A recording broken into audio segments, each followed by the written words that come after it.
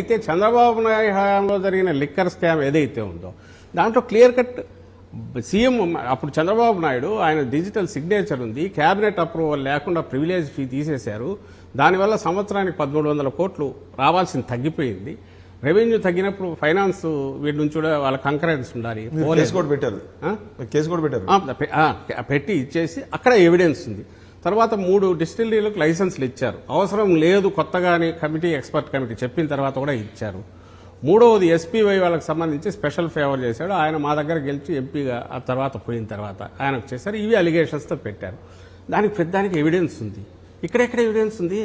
వీళ్ళు జగన్మోహన్ రెడ్డి గారిని టార్గెట్గా పెట్టుకొని వాళ్ళు ఏ కథలు రాస్తున్నారో అందరికీ తెలుసు ఎక్కడికి టార్గెట్ పెట్టుకున్నారని.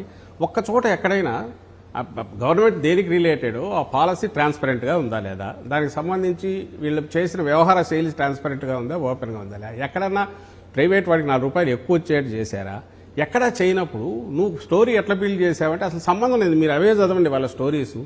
3500 కోట్లలో మొత్తం అంతా ముఖ్యనేతకు పోయిందని ఒకసారి అంటారు, ఇంకో దగ్గర దుబాయ్ ఇన్వెస్ట్మెంట్ అంటారు, ఇంకో దగ్గర ఆఫ్రికా ఈ లెక్కలైతే బంగారు కొన్నారంటారు. అసలు దానికి ఏమన్నా తలాతోక ఇంకో రోజు 3,75,000 అది ఎంతో దానికి అంటే అన్ని పేజీల ఇదంతా కూడా ఎవాపరేట్ అయిపోయింది. దాన్ని హ్యాక్ చేసేసారంటారు ఎక్కడో ఫారిన్ దేని దగ్గర నుంచో. అంటే వీళ్ళు దీన్ని సమర్థించుకోలేక ఆఖరి ఛార్జ్షీట్లో కానీ చూస్తే అది తప్ప వేరే లేదు. ఆ కథలు ఏమున్నాయో అవే తెచ్చి పెట్టేశారు. ఇప్పుడు ఈరోజు మీరు వస్తూ మధ్యలో 4 తగ్గింటారు. మీకు సంబంధించిన ఎవడో 2 ఫోన్లు ఎక్కడో ఇదే ఉంటాయి. ఆ 2 ఫోన్లు కలిసాయి, వాళ్ళు మాట్లాడారు కాబట్టి వీళ్ళందరూ కలిశారని అంటారు. ఇది ఎక్కడో ల్యాండ్ మార్క్ అని ఉందంట తెలియదు. అక్కడ డెన్ అంట, ఆ డెన్లో డబ్బు అంట, డబ్బులు దాచుకోవడానికి ఇల్లు అద్దె తీసుకున్నారు.